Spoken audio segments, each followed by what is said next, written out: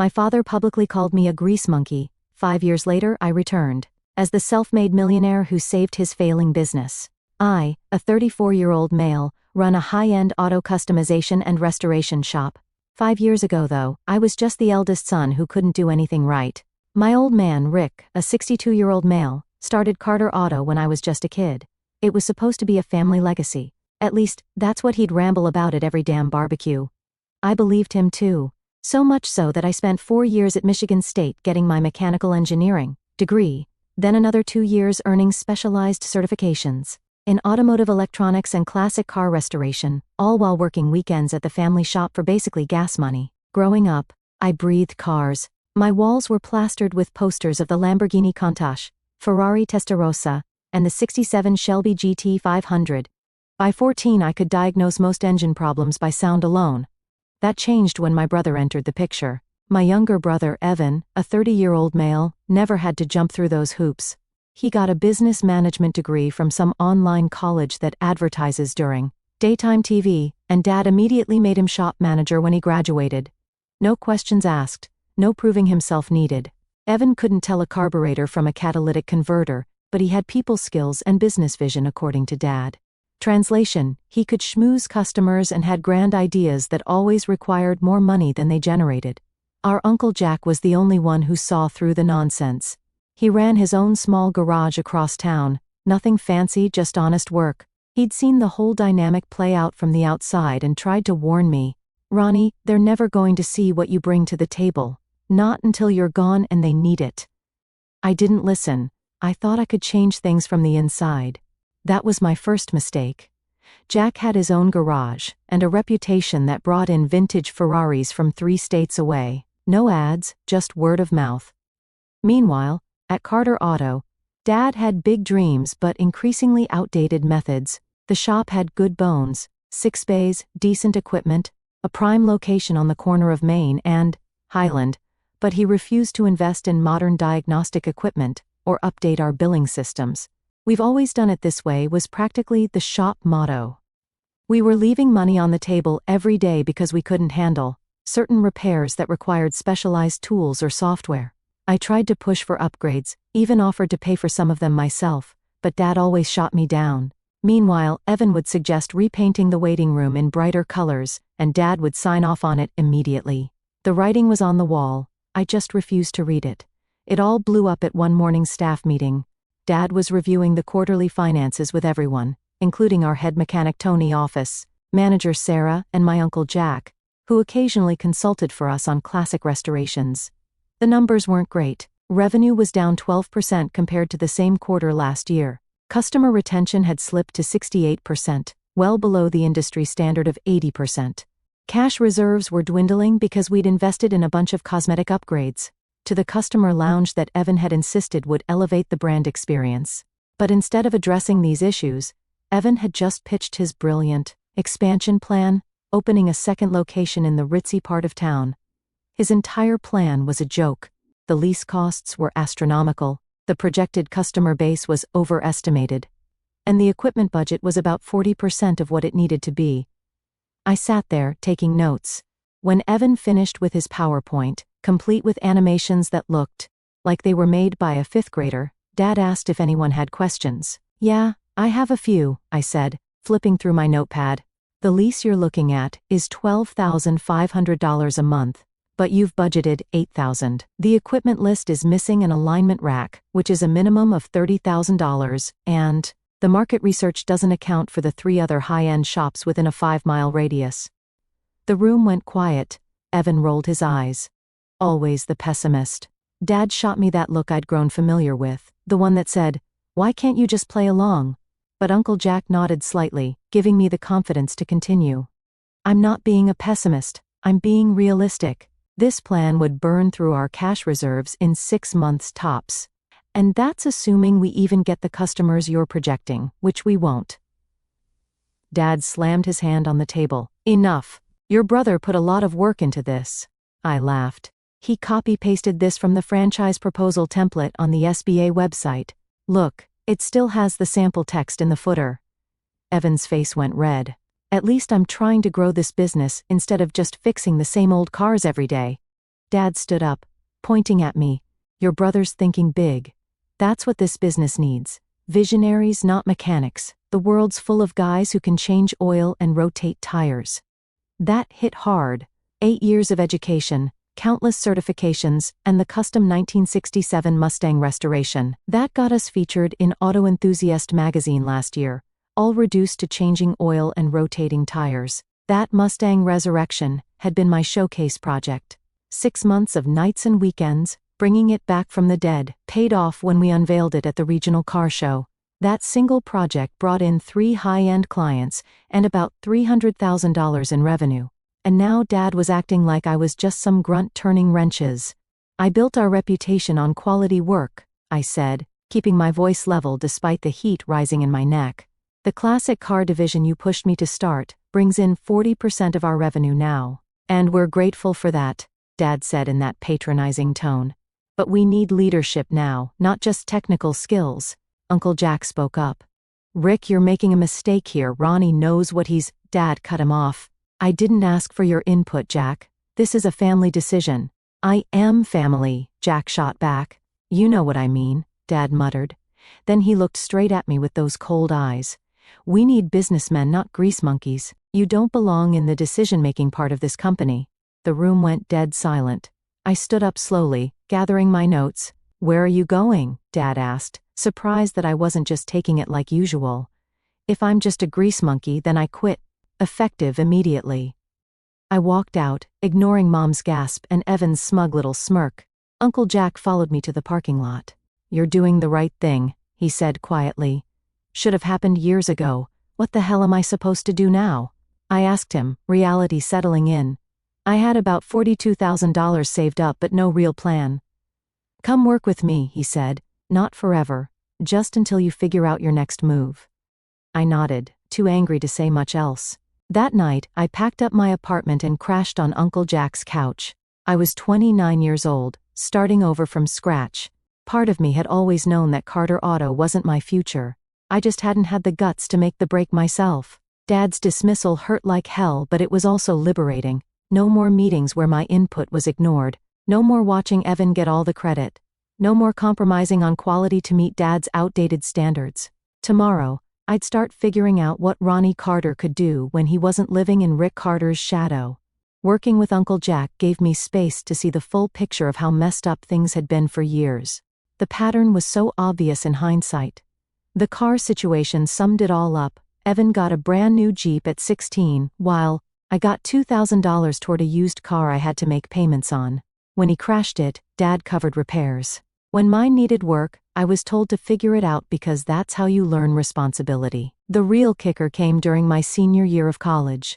I'd been accepted into a prestigious automotive engineering internship with a major manufacturer, a huge opportunity, paid, prestigious, and could have led to connections that would have changed my career trajectory. But Dad called me saying they needed me at the shop because they were short-staffed. So, I turned it down to help the family. Found out later they weren't short-staffed at all. Dad just didn't want to pay to hire another mechanic for the summer. The favoritism was never subtle, but I always made excuses for it. Evan needs more support. Dad just connects with him better. At least I'm learning the technical side of the business. All nonsense, I told myself. The final straw came when I overheard Dad talking to Mom one night, about 6 months before I quit. They didn't know I was in the hallway. When I retire, Evan will take over as CEO. Ronnie can keep running the service department if he wants, but all major decisions will go through Evan, Dad said matter-of-factly. Mom's response was weak, as always. Don't you think that might upset Ronnie? He is the older one, and he's put in so much time. Ronnie's a great mechanic, but he doesn't have what it takes to lead. Besides, I already promised Evan. It's decided. 20 years of busting my ass, getting degrees, building our reputation, bringing in high-end clients, and I was going to be reporting to my younger brother, who couldn't even balance the shop's checkbook without help. That was when I should have left. But I held on another 6 months, hoping something would change. It didn't. Working at Uncle Jack's shop was great. His place was smaller than Carter Auto, just 3 bays and a tiny office. But it ran like clockwork. Honest work and fair pay. Jack had 2 solid techs who took me in without question. For the first month, I just focused on the work. Diagnosing problems, turning wrenches, dealing with customers face to face. If I said a car needed a new timing belt, no one questioned my assessment, or tried to upsell the customer on services they didn't need. It was refreshing, but I knew it wasn't a long-term solution. Jack's shop was successful but small by design. He'd never wanted to expand or take on more than he could personally oversee. I respected that, but I had bigger ambitions. At night, after the shop closed, I'd stay late, sketching out ideas for my own place. What would it look like? What kind of services would we offer? How would we differentiate from the dozens of other repair shops in the area? I kept coming back to restoration and customization. That had always been my passion, and there was a growing market for it that wasn't being well served locally. Plenty of shops could handle basic repairs, but few had the expertise or patience for complete classic car restorations or high-end customization work. The question was how to break in without significant capital or an established reputation of my own. I needed a showcase piece, something that would demonstrate my skills and vision in a way that would attract the right kind of clients. Uncle Jack's garage was small but honest, just him, 2 other mechanics, and a part-time receptionist. The pay was crap compared to what I could make elsewhere, but it gave me time to plan my next move while keeping my hands busy. 3 months in, I got an unexpected opportunity. A client brought in a 1970 Dodge Charger that had been sitting in his barn for 30 years. It was in rough shape, but the bones were good. The guy had gotten a quote from another restoration shop for $65,000 and nearly had a heart attack.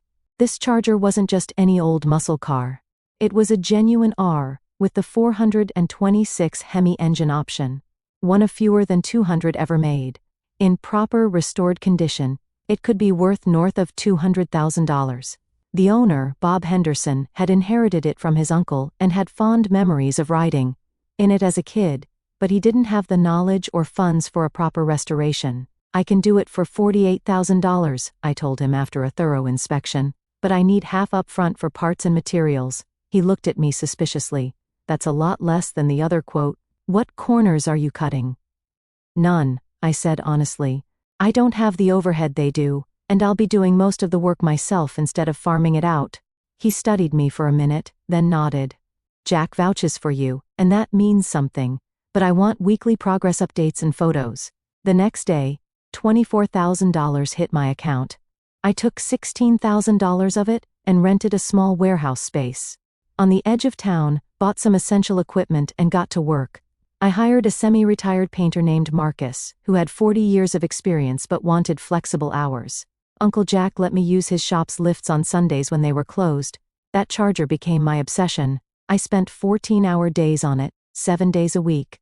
The engine rebuild alone took 6 weeks, finding original spec parts, machining components that weren't available anymore, meticulously documenting everything so it could be certified as a correct restoration. The body required original donor parts I sourced from junkyards across 3 states instead of cheap reproductions. Marcus worked magic, recreating the original plum crazy purple paint job that made these Chargers iconic. 6 months later, that Charger was a masterpiece. When we fired it up for the first time, the sound of that Hemi engine echoing through the warehouse was like music. Bob was so impressed he brought over 3 of his car collector buddies to see it. Within a month, I had 4 new restoration projects lined up, all high dollar, all with 50% deposits. I officially launched Precision Performance with that first Charger as my portfolio piece. I kept overhead low, working 80-hour weeks, sometimes sleeping at the shop. The strategy was risky. Restoration projects tied up cash flow for months, but the higher margins and chance to build a reputation for excellence were worth it. A year in, I had hired 3 full-time specialists: Marcus for paint, a guy named Diego who was a wizard with wiring and electronics, and an upholstery expert named Tom who could recreate any interior from scratch. Uncle Jack consulted on the complex engine builds, bringing 35 years of experience to the table. We were still operating out of that warehouse, which I'd gradually improved with better lighting, a small customer lounge, and a dedicated clean room for engine assembly. It wasn't fancy, but it was functional, and our clients seemed to appreciate the no-frills approach. They cared more about the quality of our work than whether we had Italian espresso in the waiting area. That's when I met Ryan Matthews, a 40-year-old tech entrepreneur with too much money and a passion for resto mods, classic cars with modern performance upgrades. He brought me a rusted-out 1965 Mustang shell and said, "Make it look classic but perform like a supercar." The budget, $175,000. This was a different kind of challenge. The Mustang would need a completely custom chassis, modern suspension, upgraded brakes, and a contemporary drivetrain that could deliver supercar performance while looking like it belonged in a 60s pony car. I spent weeks just on the design, creating detailed 3D models and performance simulations before cutting a single piece of metal. Ryan was involved throughout, refining the vision as we went. The build took 9 months from start to finish. We replaced the original 289 V8 with a modern Coyote 5 crate engine pushing 460 horsepower. Added a 6-speed manual transmission, completely redesigned the suspension geometry, and installed Brembo brakes all around. The body remained largely stock in appearance, with subtle modifications to accommodate wider tires and improved cooling.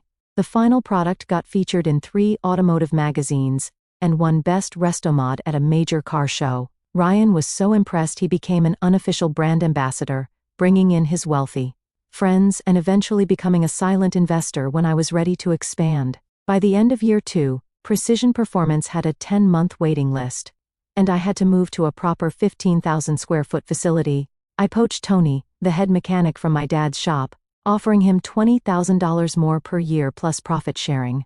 Dad never found out it was me who hired him away. Tony brought with him a wealth of knowledge about Carter Auto's operations, their pricing structure, their vendor relationships, their customer pain points. I didn't use this info to directly compete with Dad's shop, but it helped me avoid making some of the same mistakes. I stayed focused on what I knew best, taking historic cars and making them exceptional, either through pure restoration or tasteful modernization, and I never, ever launched a service I couldn't deliver perfectly. The turning point came when I met Sophia Reeves, a marketing consultant who specialized in luxury brands. She came to the shop with her brother, who was picking up his restored BMW 2002, and immediately started asking me questions about my business model. Sophia wasn't what I expected in a marketing person. She'd previously worked with high-end watchmakers, boutique hotels, and custom furniture designers, businesses that, like mine, were built on craftsmanship and attention to detail rather than volume. "You have something special here," she told me bluntly, "but nobody knows about it except a handful of wealthy car guys. You're leaving money on the table."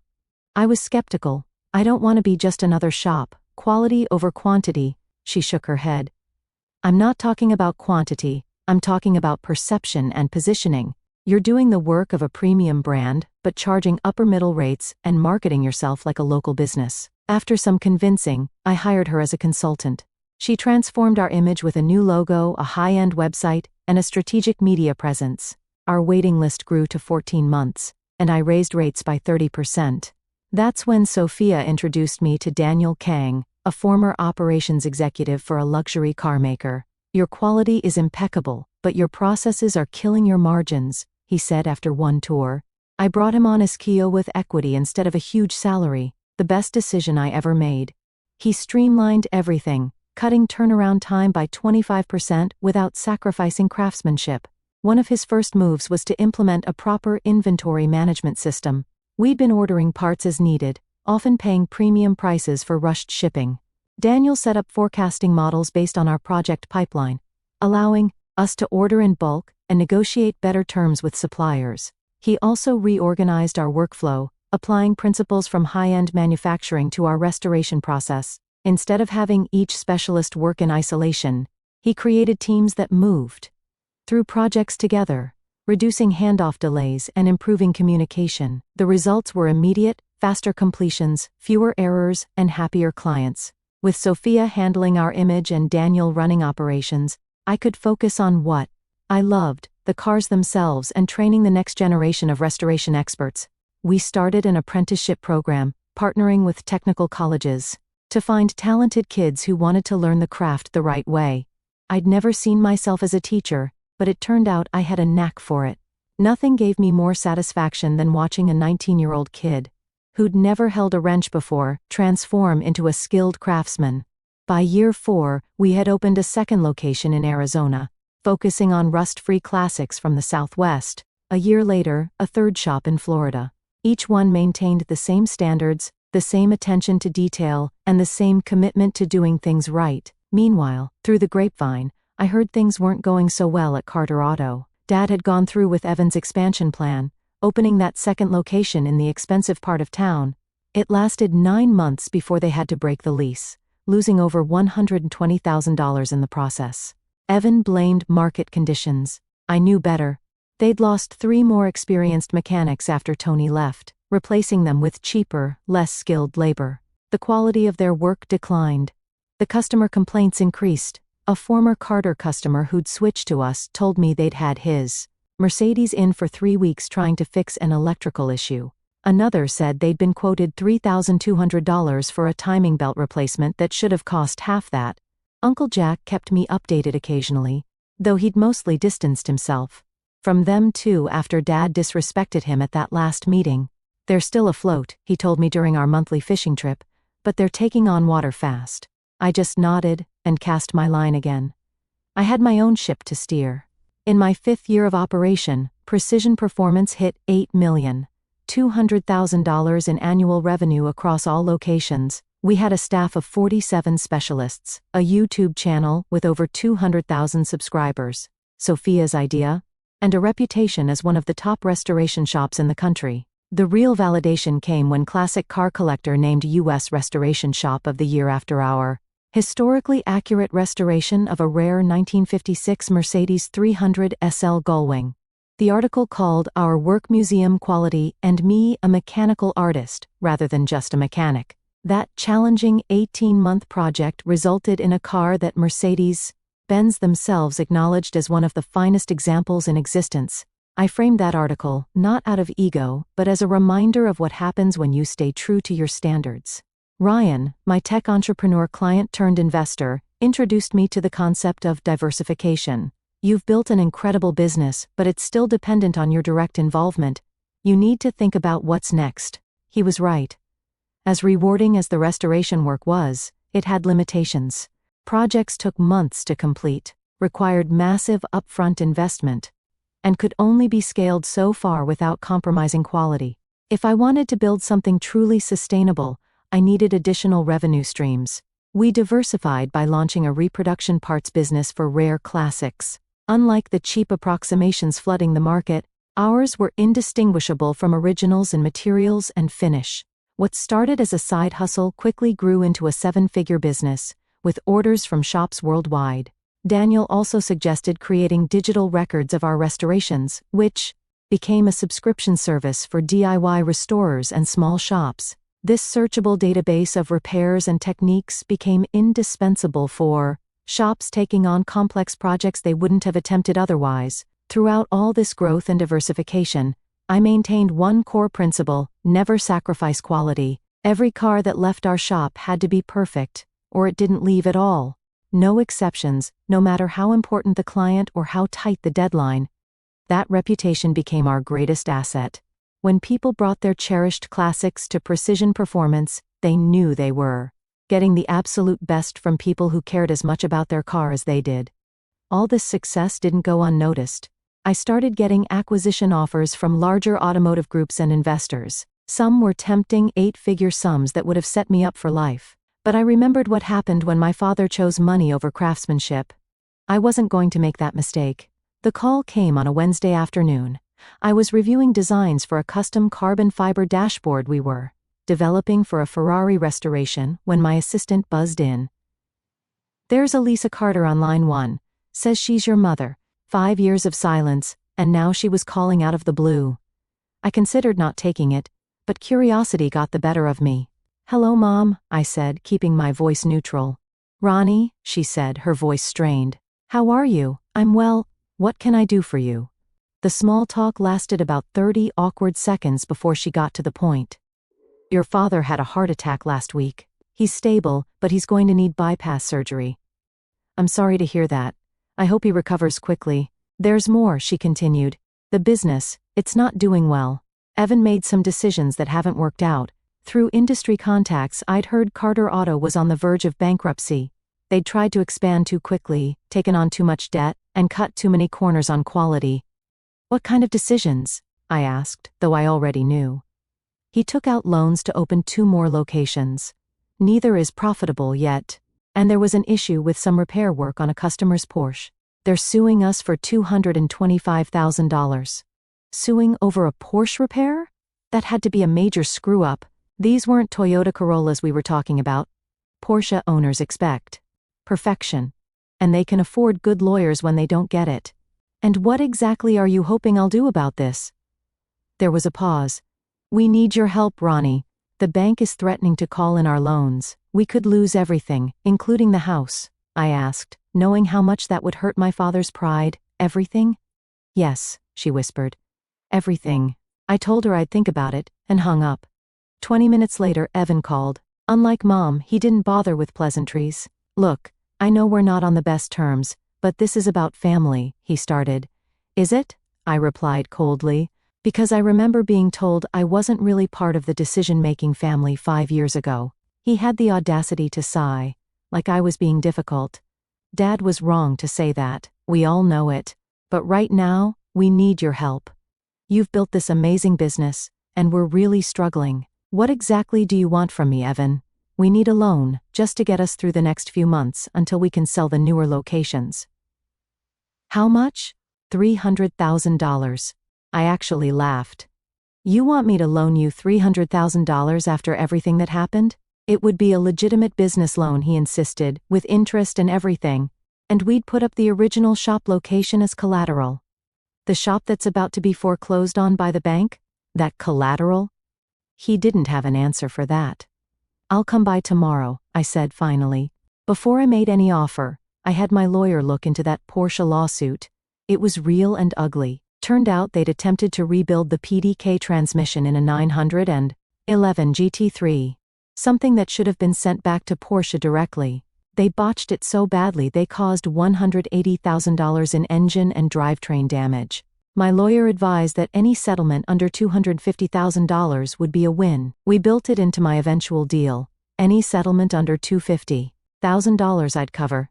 Anything above that they'd share liability. Risk management 101. After hanging up, I called Uncle Jack. They finally swallowed their pride, huh? He said when I told him. Seems like it. How bad is it really over there? Jack sighed. Worse than they're letting on. Evan's been cooking the books to hide the losses from your dad.